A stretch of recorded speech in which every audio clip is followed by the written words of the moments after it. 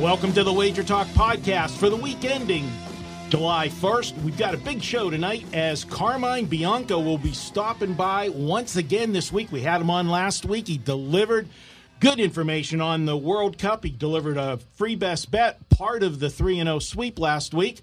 We'll have another edition of the Handicappers Corner, and we will preview three of the biggest games over the weekend in baseball, and then we'll wrap up the show with best bets. 3-0 last week. That brings the record to 18-12 over the last 12 weeks here on the podcast. All right, Mark Seidel's behind the counter, making sure everything runs smoothly. I'm your host, Marco D'Angelo. Dave Cokin and Ralph Michaels is in studio with me tonight. Let's get this party started and welcome in our first guest for the night. It is WagerTalk's own Carmine Bianco. You can follow him on Twitter at Carmine Bianco, WT. Carmine, congratulations. You cashed another 5% play this afternoon in soccer. Yeah, it was a little tight early, but it's always good to give the followers a win. So, and thank you for having me on the show today. Well, how could we not with the information you've been providing? Carmine, got to ask you, the first thing, the big story so far of the World Cup is Germany gone. How does this change the rest of the World Cup, and who does it benefit the most? It's obviously having the defending champions out of the World Cup is a bit of a surprise, but there's been stats that you can sort of find out online. Is a lot of the defending champions, say next time out, go out in the group stage. It's given the group that they were in with Mexico, Sweden, and South Korea, it was a bit of a surprise they went out, and a bit of a surprise that they, going into their final match day game, all they had to do was get a result against South Korea, and they were a prohibitive favorite and dropped that game. But as far as the tournament itself, I think losing the first game to Mexico pretty much set it up where sort of the one side of the bracket was going to be extremely tough. Had they even made it out, they would have finished in second likely and played Brazil in the round of 16. And, those were two of the tournament favorites coming in. Neither one is overly impressed, but, obviously now Brazil has moved on where Germany is out.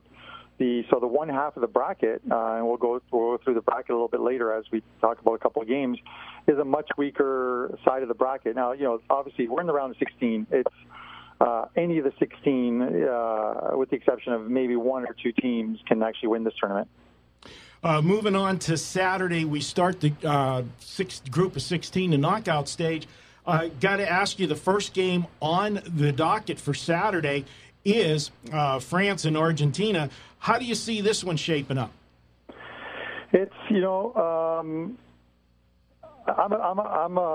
a big fan of France's here. I have. They're one of three teams, along with Belgium and Croatia, that have future bets on. I do expect them to make it at least to the semifinals. So, given that, I expect them to beat Argentina. This Argentina team, they've just disappointed throughout. They were lucky to get by Nigeria on the final match day 3 and get into the knockout stages, but it's literally a one-player-driven team.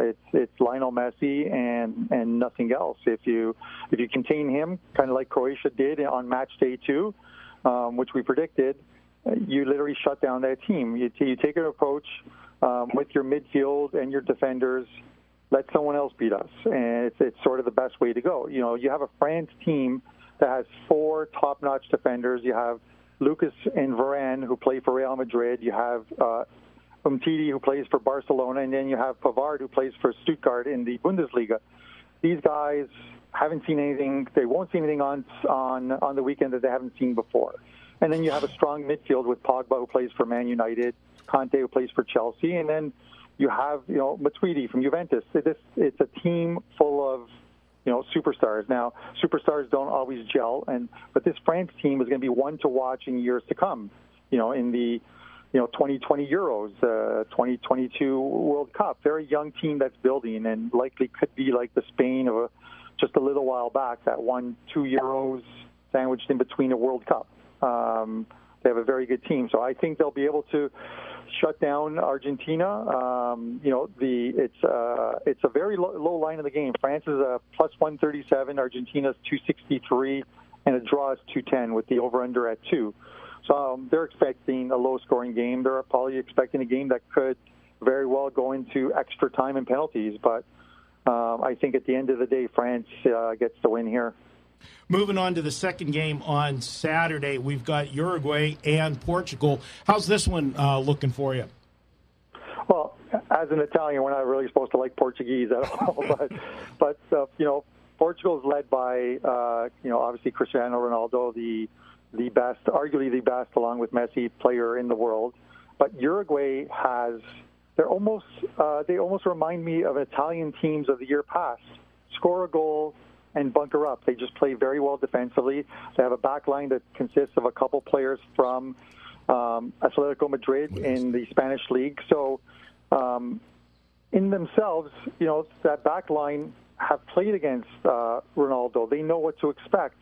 Up front, Uruguay has obviously Suarez and Cavani, who are Barcelona and PSG players. They can score, as they did in the match day 3, where they lit up Russia for a 3-0 win to win the group.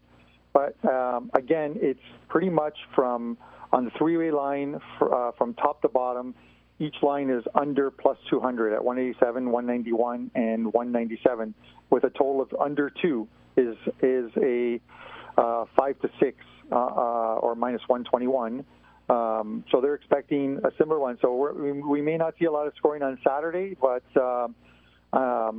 sort of bracket-wise and putting sort of bias aside, I actually think Uruguay can get by Portugal here.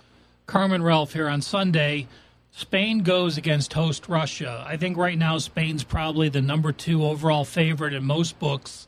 Are you finding value even though they're the favorite because of Russia being the host? And how do you see this game playing out? Well, yeah, Russia, obviously, we saw, I think, in my opinion, we saw what the real Russia team plays like against a team of quality on match day 3 when Uruguay blew them out. Now, Spain came out of a group, obviously, with Portugal and Iran and Morocco, where it was every single game was tight. But that was more so of a couple teams, Morocco and Iran, playing 9 behind the ball. That's not what you're going to see from Russia. Russia only plays one way. So, they will attack Spain, but Spain has so much quality that, Spain should win the game. But the line right now, if you're betting on the game, the line right now, the two-way line is Spain has today gone to a full goal favorite, getting plus 109 back. It's a tough one to take because Spain hasn't really showed me anything right now to stamp themselves as a World Cup favorite. Along with Brazil, they're taking the money, but they still haven't shown me now if they're just a team who is building up throughout the tournament and are only going to get better, then so be it. But I haven't seen anything from them right now that would say to me, well, they're -1, they're going to win by 2 or more. So it remains I guess at that point, it sort of remains to be seen. But I don't see the winner of this and getting by the next round, only because they'll likely face, absent of an upset, they'll play Croatia in the next round. Croatia plays Denmark. I think Denmark gets the win there. Croatia gets the win there. Croatia's playing so well right now. They're just on top of their game right now. They haven't skipped a beat, and I think they match up well with Spain and will beat them in the next round. Is that the same Croatia you gave out on the first WagerTalk video, which now has over 70,000 views? Yes, that's the. Okay. This is Roger Maris speaking to Marco there. He'd like to tag me with the Roger Maris thing because it has sort of the most views for WagerTalk. But yeah, I put my money where my mouth was with Croatia. I bet them to win the group, which they did, and I bet them to win, the World Cup. They're one of my futures at 40-1.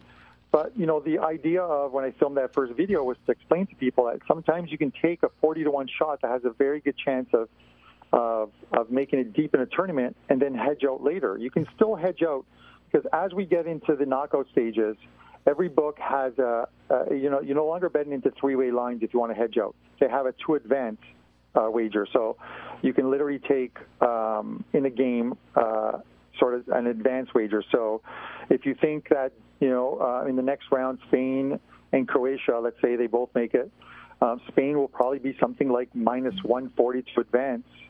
And Croatia will probably be like plus 110. Well, you can hedge out by taking Spain. It removes the 90 minutes, the extra time, and penalty kicks, and it includes all of that. So even if it's one in penalty kicks, you can sort of hedge out your wager at 40-1. If you can't hedge out at 40-1, then you shouldn't be gambling. Carm, for those of us that aren't familiar with soccer, we've watched these group stages, we've seen the extra time, and then there's a tie. Walk us through what happens now if there's a tie after 90 minutes and extra time. Yeah, this is something that I think we're going to see in these 8 knockouts around the 16 matches. I think that there's a very, very good possibility that we're going to see at least 3 of these games are going to go into extra time. So if you're betting on the two-way line, your wager is graded at the end of 90 minutes. Well, if you're betting on any of them, your wager is graded at the end of 90 minutes. But like a prime example is Uruguay and Portugal on Saturday, the second game. Uruguay is a pick'em on the two-way line minus 108, so you're laying 108. Portugal is plus 101. If you take that game, and at the end of 90 minutes there is a winner. If it's yours, you win. At the end of 90 minutes, if the game is even, because you have it at a pick'em, it's literally a push on your wager, and at that point, extra time and penalty kicks will be used to decide an actual winner. If you're betting the three-way line and you take a side, either Uruguay or Portugal, and it's tied at the end of 90 minutes, you're losing no matter which one you took. If you take a draw, your wager has won regardless of what happens in extra time and penalty kicks. So all your wagers are graded on 90 minutes plus the injury time. The only wager that doesn't get graded on that is if you choose the two advance feature that books have, so which is basically who will win at the end of extra time penalty kicks. Carmine, if people missed out on your World Cup package, they can still get in now in the knockout stage. Tell our listeners how they can do that at WagerTalk. Yeah, you can head over to, obviously it's WagerTalk.com. It'll either be on the front page or you can click on my profile page, and you'll find a knockout stage package. Now, I'm taking a different approach with the knockout stage package in the sense of, I don't want someone buying a knockout stage package and then they only get 3 plays and they're like, well, there's 16 games and this guy only put out 3 plays. What I'm actually going to do is I'm going to have a play on every single game, but my strong plays will be rated either 4 or 5% plays, but I'll also have an opinion on every other game on whether you should obviously take one side or another or a total. A good example is today. I had a 5% play today, which was Tunisia over Panama, and they won. But I also listed in the analysis section, the 3 other games. One was to take Poland today plus 195 against Japan, and they won and got you the money at plus 195. Colombia played Senegal, and my approach in that game was, and the write-up was, although I feel Colombia will win, the better play was to take the under, and that game finished 1-0, so that was a win.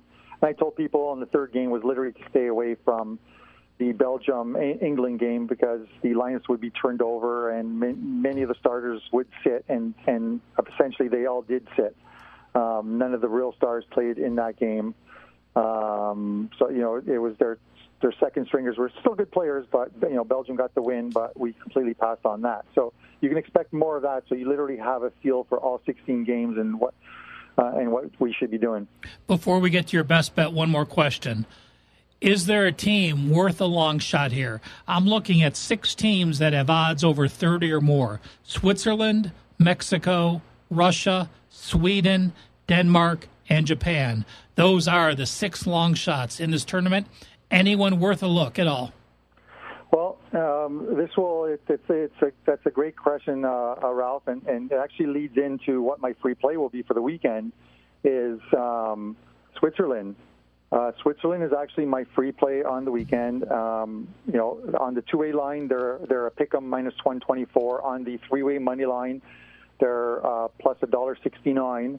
I always lean towards the two-way pick'em line because you obviously, with a pick'em bet, if the game goes extra time, which it very well could in these games, your wager is graded a push instead of a loss.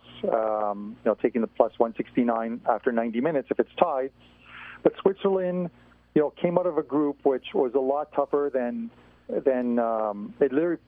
To me, it actually turned out to be sort of the group of death because you had Brazil in there. They played Brazil extremely tough. Brazil had 20 attempts on net on match day one against Sweden. They went up 1-0, but Sweden fought back, played a great game. Sweden again went down 1-0 to Serbia in game two. This is when I was leaving Vegas. Fought back and won it in the 90th minute. There's a lot of EPL players on that team. On match day 3, they literally just needed a draw to get in, and they played Costa Rica. And on any other day, they would easily beat Costa Rica. But I think they were looking for a draw. They got a draw, and they made it through. They play a Sweden team now who has played very well, but there's a lot of quality on the Switzerland team. And, I feel like they'll get by Sweden, and then they'll play the winner at that point. They're on the weaker side of the bracket, so they'll play either Colombia or England, the winner of that game, in the quarterfinals before a semifinal matchup with one of 4 teams, which is Spain, Russia, Croatia, or Denmark. So they're avoiding the France, the Argentinas, the Portugals, the Uruguays, the Brazils, the Belgiums of this tournament by being on the so at 30-1, they're playable. All right, good stuff, Carmine. And you've got your best bet, the free best bet. You won it last week. You were part of the 3-0 sweep last week. So Switzerland is yours this week. We will have 3 more best bets later in the show from Dave, Ralph, and myself. Carmine, as always, great stuff on the World Cup. Pardon me? Can listen to that's right. For our listeners that are tuning in tonight, if you want to catch more of Carmine tomorrow, he'll be on with Dave Cokin and Teddy Covers on the Las Vegas Sports Line. Check that out daily in Vegas here, local time, Mondays through Fridays, 2 to 3 o'clock Pacific time. Check that out. We always send out a link. Follow us on Twitter for that. Carmine, enjoy the soccer. I know where you'll be all weekend. We will talk to you. I'll be sending you some text, and I'll be telling you about those horses next week when they're in. Okay, awesome. Buddy? Great to hear. All right, take care. We're going to step out for a quick break, guys. When we come back, Handicappers Corner, we're going to talk about some different things to use, how to use social media to help your handicapping, and some different, some of the favorite sites that guys like to use on the internet to help them in their handicapping. We'll be back with more here on the WagerTalk Podcast. It's Manic Monday, and that means every pick at WagerTalk.com is just $9. Get a play in any sport valued at up to $30 for just $9 each and every Monday at WagerTalk.com.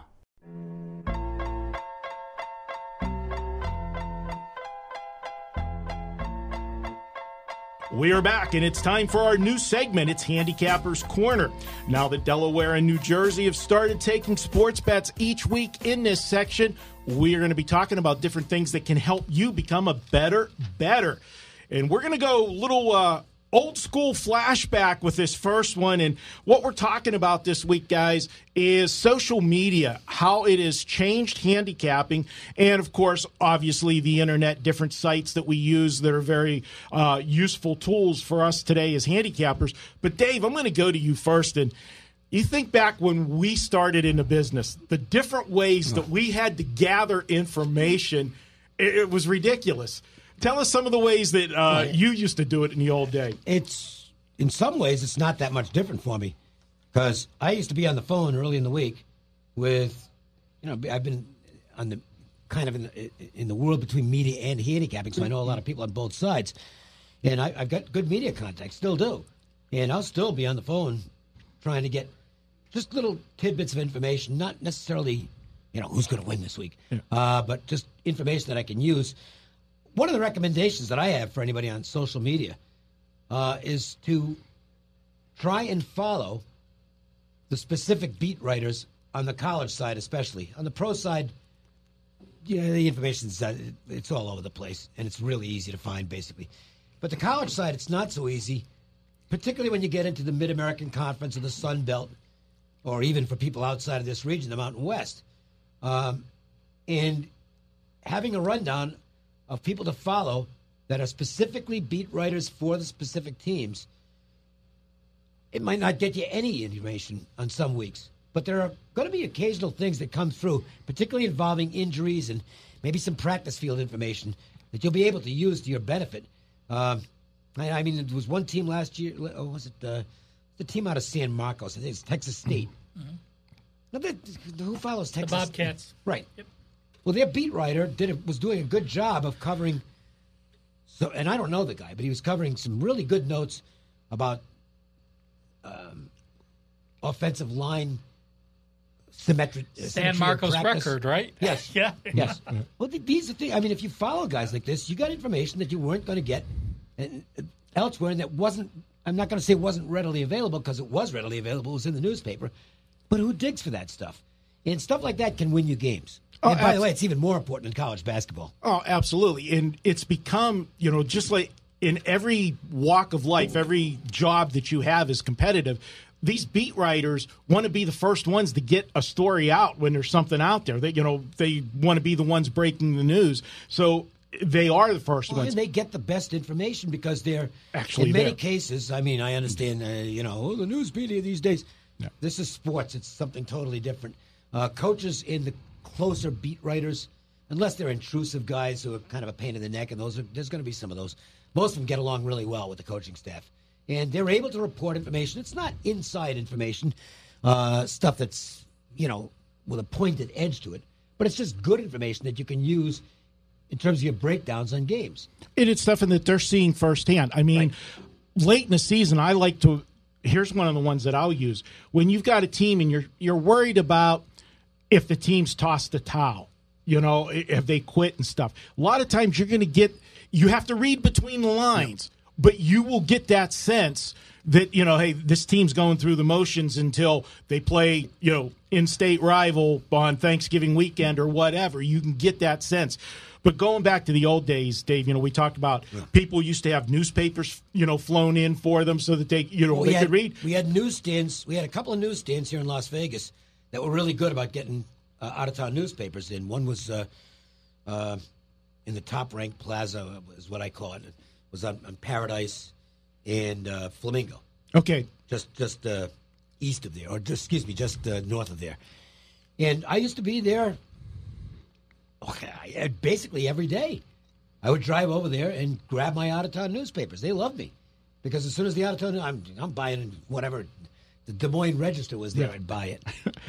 And then we've talked about the Stardust so many times on this show, and, that's where the line originated. But, Ralph, I can remember all my trips when I was, coming out here, young in the business and everything. And when you'd walk into the Stardust, they would have that little room behind, it was off to the side, and you just walked in there, and it was like elbow to elbow because everybody was in there trying to read. They would pull the stuff off, Computer Sports World would have, the stats service and all these things, and they would just, pull them off and tack them on the walls, and you're literally reading over top people trying to, to get information there. It was classic, but that was the only way to get that kind of information. I know you have a story of back in the day how you guys got some of it. Back at North Coast, I mean, when Phil's been in business since the 70s, and I joined him in the 90s, and, we had Computer Sports World, and you'd go through a case of paper a day. You just had to let it run, and the stories kept getting repeated, but you had to keep them in case there was new information. But, like Dave was talking about, back then, when you got a scoop from a local newspaper, it was the difference in winning or losing. North Coast had great success in World League football and preseason football for those two reasons. Yeah. We had a fax club because we actually had people in each city cut out the newspapers and fax us those newspapers each day, and they got compensated for that. So, nowadays you see that you hear a quarterback rotation. Well, the sports books have it at the same time and move those lines. Back in the heyday, North Coast used to be able to give out those plays, and that was part of the reason of their success. So those things don't happen as frequently, but like you said, Dave, you could find spots, and something that gets overlooked so much when you're reading local newspapers like the Monroe News for the ULM teams or the San Marcos Record for the Bobcats teams, or from Athens, Ohio. When you find trouble in the offensive line, when you have multiple offensive linemen hurt, a center hurt, and two people had to switch positions on the O-line, that is the most effective time in college football where I find value reading those local news stories is on the O-lines. Yeah, I'll tell you, Dave, everything's so much easier today for us to gather information. I'll tell you one that I used to do. You talk about people like to look at bet percentages today.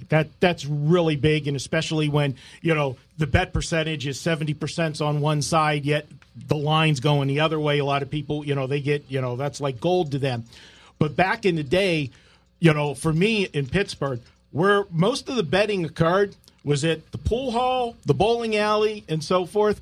And, Ralph, I used to have a guy that was, he was a runner for one of the bookies, one of the big bookies in town. And whenever we would, go on Tuesday to bowl that night, he would be handing out the parlay tickets. Everybody, played the parlay tickets, and we know how bad those things were. But you're getting John Q. Public at its best, guys in a bowling alley circling, who they're going to play.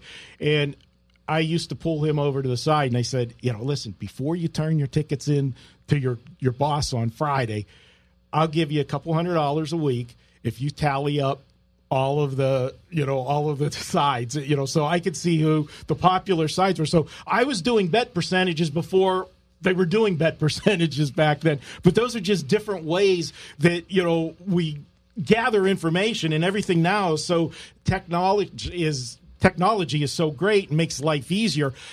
I know when it comes to finding something on the web, I call you because you are a master. You know every website that has what stat or whatever that we're looking for, and you end up finding it.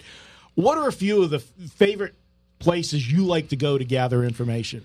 Now, we talked about how, before we got on the air, how the gold sheet used to be vital because they had their ticker, and that was information that nowadays, if you're astute, you're probably going to know that. But I'll tell you what, there's so much happening that I still read the newsletters. And while the newsletters may have a lot of outdated information, you can never learn too much by reading. And those that aren't familiar with football newsletters, I mean, you have your gold sheet, you have Power Sweep from North Coast, where I used to manage, Playbook from Mark Lawrence, BradPowerSports.com, Winning Points and Sports Reporter. For those that are betting college football, those are straight great avenues to have to make sure you're informed. Now, a couple stats I look at, and, we're going to talk about college more because, again, the NFL is the NFL. You have your 32 teams, top to bottom. There's not that much of a difference, and there's no hidden information. If a player's injured in the NFL, you're going to know it. But unless in college, you're the Patriots. Yeah, well, then everyone's questionable. Yeah. Every week, everybody's questionable. But, a couple spots I like is SportsSpider.com, Sports SPYDER. It takes all the Power 5 teams. It goes through all the sports, and it gives you multiple sources at one place to look for information. And the other things I like looking at, team rankings, of course, is a popular one that people probably know. Computer Rankings is a guy that we'll have on, and I know Steve Pugh from back at the North Coast days. It's COMPUGHTER rating. And he has offensive and defensive ratings for each team, for each sport. And they're not based on the NCAA numbers. They're based on the quality of the competition they faced. So even though you may be the number 20 or 30 team in the NCAA as far as offense, if you're Oklahoma, with the competition you faced, you're the number one offensive team. And CFB Stats is one that I'll finish with. And CFB Stats is an incredible college football site. But the one thing people don't know they can look at, which is vital, when you get into conference play, make sure you're looking at conference-only stats. You get teams like the Sun Belt or the MAC. Some of those teams may have played 3 Power 5 conferences. Some may have only played 1. So those year-to-date stats are so irrelevant when you're comparing teams. But if you go to CFB Stats and go to the national rankings up top, On the left-hand side toolbar, you'll see conference-only stats, and those games will give you the conference year-to-date stats for those teams. So there's a lot of resources out there. Never think you're smarter than reading one more story. If there's one more story out there, take the time, read that one more story, and learn something from it. Yeah, I'll give you guys one more tip. It goes back to following the beat writers and all the guys on Twitter. And it can get confusing if you got a bunch of people that you follow on Twitter. What I use with my Twitter, I have my regular Twitter app, but I also have on my desktop when I'm working is I have TweetDeck, which will let you do, different lists. You can have subsets. I've got, my people I follow in horses. I got my people I follow from, Pittsburgh sports. I got different conferences. So this way, whatever you want to do, you have one place where you can go to it quick and look for what you're looking for instead of trying to, ruffle through. If you're following several hundred people, it makes it crazy. So those are the things. Before we wrap up this section, anything you want to add, Dave? No, I'm done. Hey, he hit us with the good stuff, and, that's it. I have nothing else to say on the topic. All right, guys. Yeah. But I hope you guys like this segment. We're going to do stuff like this all season long in the Handicappers Corner. And, again, this is a spot where if you guys have a specific question you want us to tackle, hit us up on Twitter. Tell us what you're thinking, and we'll answer that question for you in one of the shows. We're going to be back after a quick break. We're going to take 3 baseball games for the weekend. Got some good ones, some nice pitching matchups for the weekend. That's up next here on the WagerTalk Podcast. Every Tuesday, WagerTalk.com offers a best bet selection from its hottest handicapper. It's a great way to introduce yourself to WagerTalk.com with a big best bet winner for just $2 on $2 Tuesday.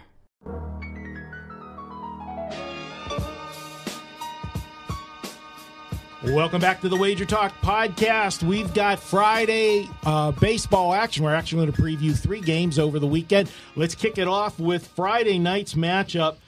Got Cleveland with Trevor Bauer, and they're going to be at Oakland facing Blackburn. I'll start with you, Ralph.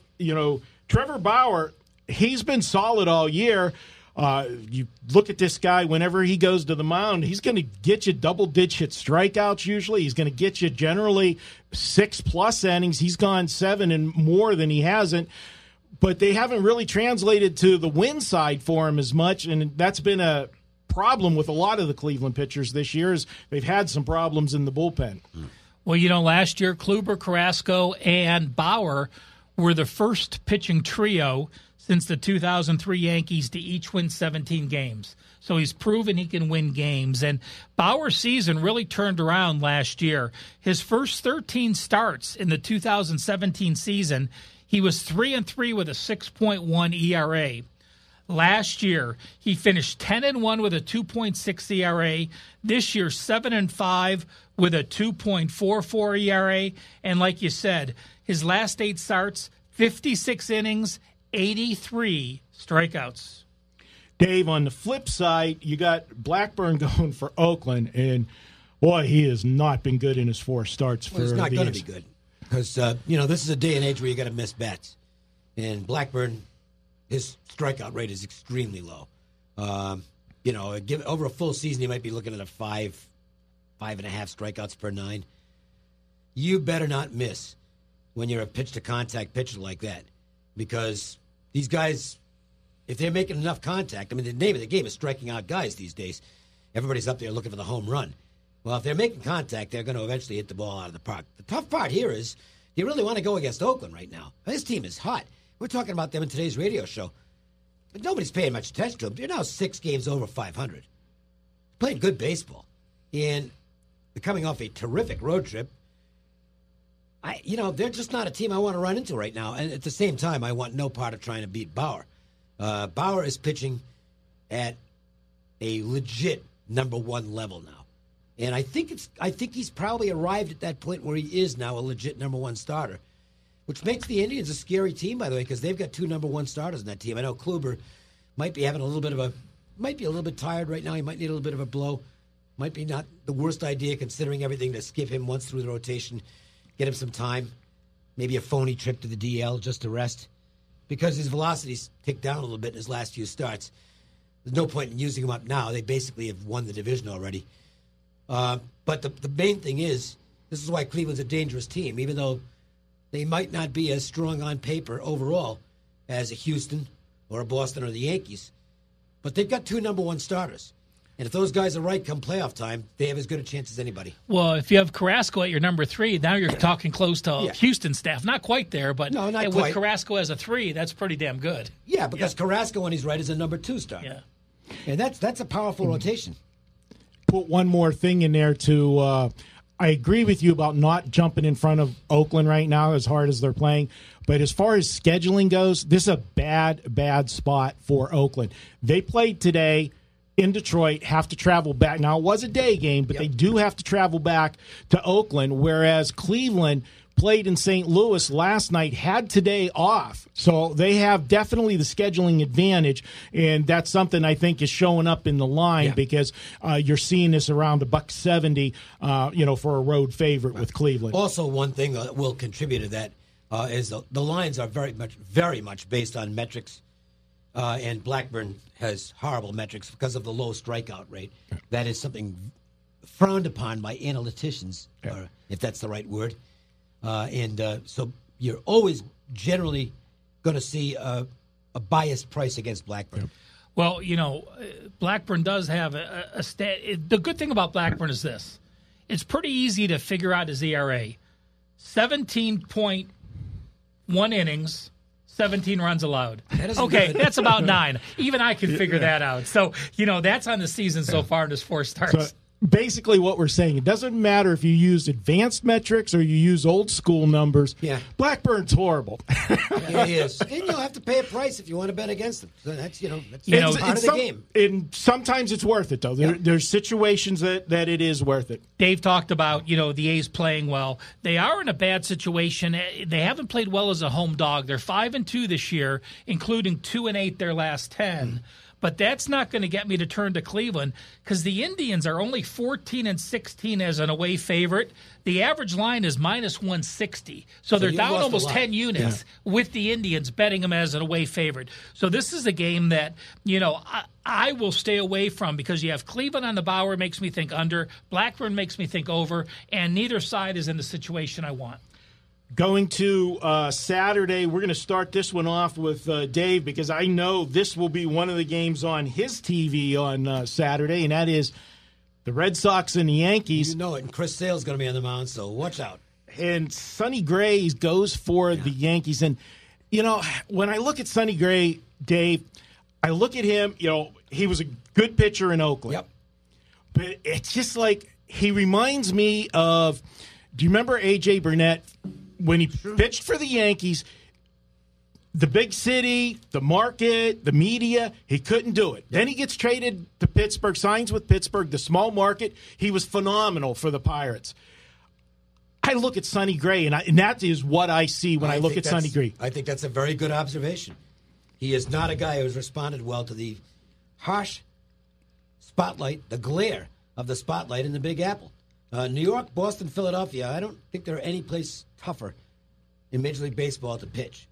Every pitch you make, basically, is being examined because it's a religion to those fans. They are hardcore, and they're knowledgeable as well. And Gray has really struggled at Yankee Stadium. So the Yankees are going to have to do their thing against Chris Sale. That's no easy task, obviously. Sale's off a really good start, and the Yankees are not scoring runs right now. I think they're a little too homer crazy, to be honest. They're trying to hit everything to, wherever. They're averaging 3.6 runs per game in the last 22 games. Like we said, 2-20 over-under are the Yankees, 3.6 runs. They're only allowing 2.7, hence the streak. But, Dave, I give you a lot of credit. Back weeks ago, you talked about Sonny Gray being overmatched in this New York market. At home, Sonny Gray 2-2 with a 7.22 ERA. On the road, 3-3 with a 3.28. You've said it numerous times on the Las Vegas Sports Line. It's even starting to affect him on the road now. Yeah, he has not been good lately, and to me, he's having a lot of command problems. Ball's up in the strike zone. That sharp breaking ball that he needs is not there. He's not getting by with his fastball, and he's going to have to show me that he can pitch in a big game. This is a really big game in the Bronx. I give the Red Sox the edge here, but you're going to have to pay for it in the price, too, because the Red Sox will be the road favorite in this game. Ralph, to add to the home stat with him, he doesn't pitch well at night either. His daytime ERA is just under 4, but his nighttime ERA is almost 6, 5.98 ERA. Is that because people drink more and scream louder? I don't know. Maybe his first name's Sonny, so maybe he likes pitching, under the sun. He's definitely not getting it done in nighttime there. You look at Chris Sale, his last 4 starts, 28 innings pitched, 15 hits, 4 earned runs. I can't go against him. I agree with you, Dave, that the Yankees are going to be a dog, so of course I had to look it up. They went 1-1 as a home dog this year. They're 4-4 as a home dog over the last 2 years. So nothing telling, but at least you know the record. Don't tell me, Dave. Yeah. Don't tell me, Dave. Colorado? 2-run homer in the 9th. I'm not involved in the game. These guys are 9-8 Rockies. Long way to go, though, because, now their bullpen's going to take over. Do you know how many games I've lost this week with the bullpen? It's very difficult right now. We're talking baseball right now. Look, there's the bullpen volatility is extraordinary at this point. And the live bettors are having themselves a party. They really are. I'm telling you, because the lines are ridiculous. Live bettors are just betting dogs like crazy in game, and they're cashing tickets. The algorithms don't understand. They can't fathom bullpens being this bad. They don't. You see some really big numbers in game, Dave, and you're absolutely right. This is why I have no hair. Bullpens. All right, we'll try to move on from that update. Thanks, Dave. I just glanced at it. It's like as soon as I switch the game on, there goes the ball over the fence. Lemieux hit it. Okay, let's go to Sunday. Let's take a look at Houston and Tampa. Maybe our boy Mark Seidel will jump in and have something to say about his Astros as they have woken up, I should say. But you know what? You got Charlie Morton, and this is an interesting pitching matchup because you got this Houston lineup, Dave, that can just score runs in a blink of an eye.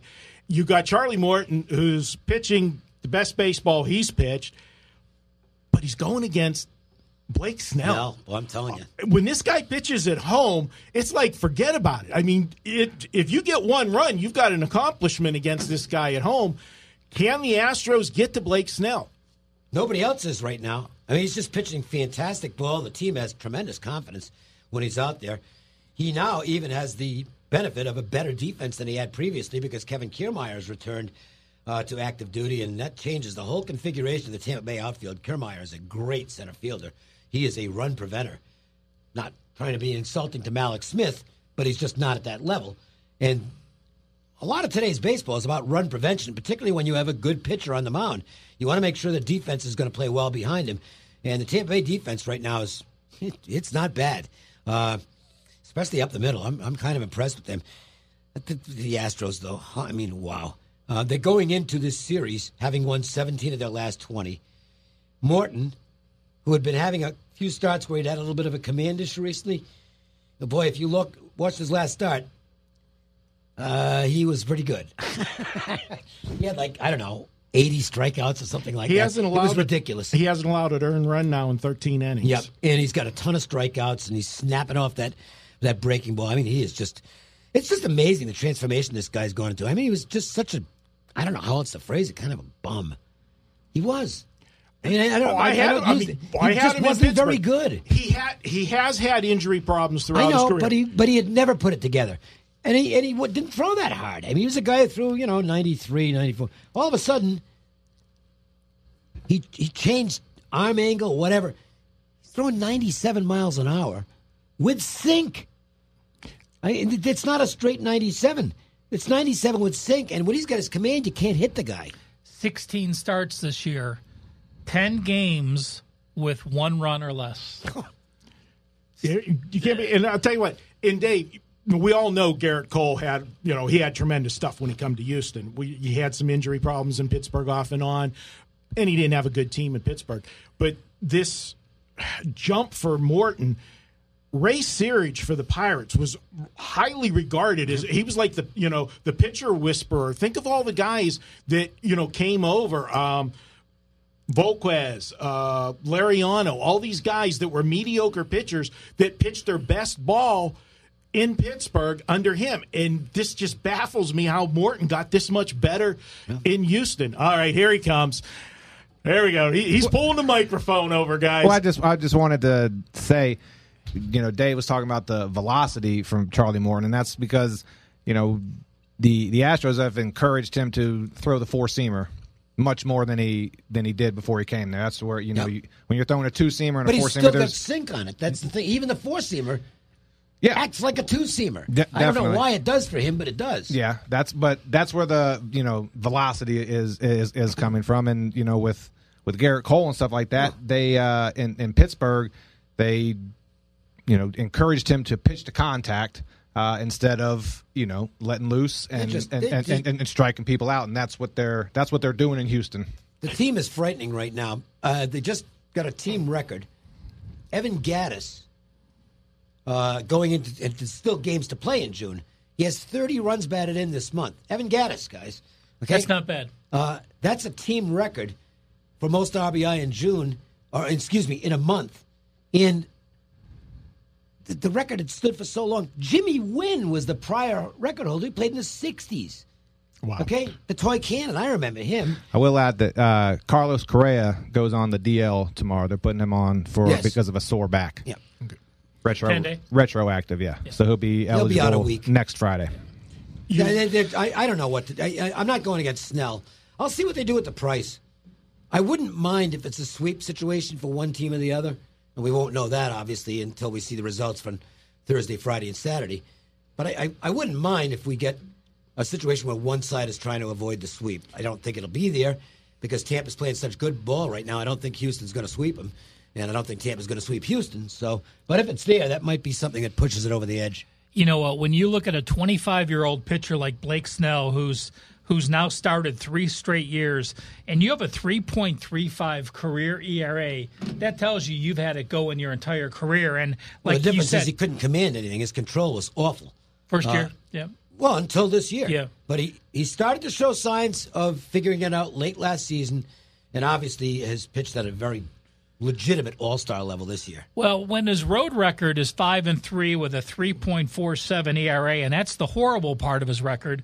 At home, 5-1, 0.81 ERA. To me, this looks like an under. Marco, this is just something we talked about with Dave on the radio earlier. Tampa Bay, 21-21 as a home dog the last 2 years, which is a very positive record with an average line of plus 146. 8-8 this year. Of those 16 games, they're 14-2 on the run line. They've only lost 2 games at home as a home dog by over 1 run, and that was a 3-1 game and a 4-1 game. So as a home dog, they've played very well, 14-2 on the run line as a home dog. The only bad thing that I can throw out for Blake Snell, and it's been, all of his numbers have been great. If you do, this is a daytime game on Sunday. If you look at his day ERA, that is his highest situation. He's at 4.02 in day starts. So that's the only negative for Snell. And, of course, whenever you do bet Snell, which I've been on him several times, and most of the time I'll look to go with him like first 5 innings because I don't want to deal with the bullpen or whatever. He is a guy that will take you into the 7th inning, but you still got to get the game closed. Run support sometimes is not there with the Tampa Bay Rays, and that could be a concern when you're going against a lineup, like Houston, that they're so powerful. All right, guys, those are the 3 weekend games. 3 good games this weekend, some good pitching matchups. Interesting to see how all of those play out. Up next, it's the best bet section. We'll be back with those 3 best bets, see if we can keep it going. 3-0 last week. We'll have a total of 4 of them for you because we already gave you one from Carmine. We'll get one from Dave. We'll get one from Ralph and myself when we come back here on the WagerTalk Podcast.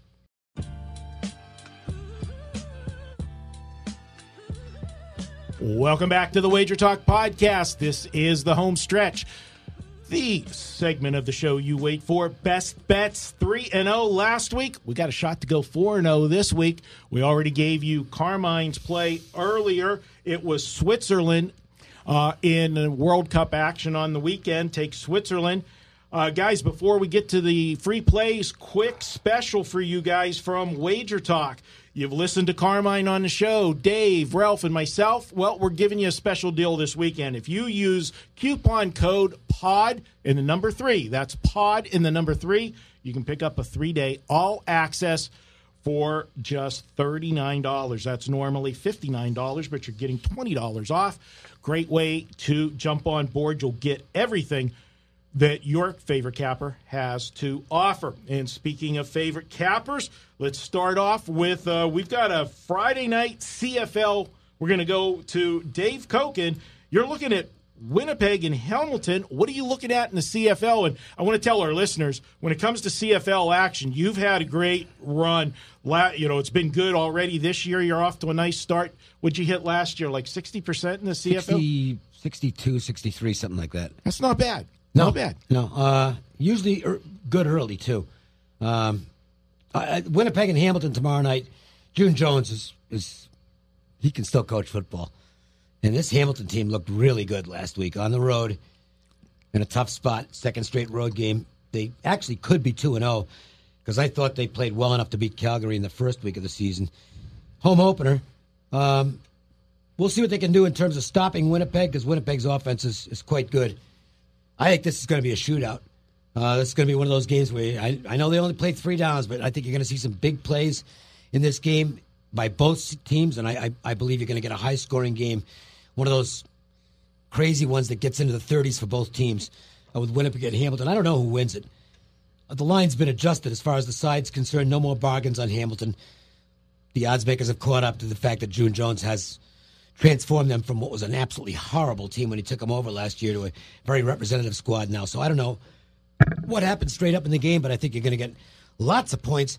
58.5 the total. I like this game to get into the 60s, so I'll take Winnipeg and Hamilton over. All right, another Friday night play. We're going to go to Major League Baseball.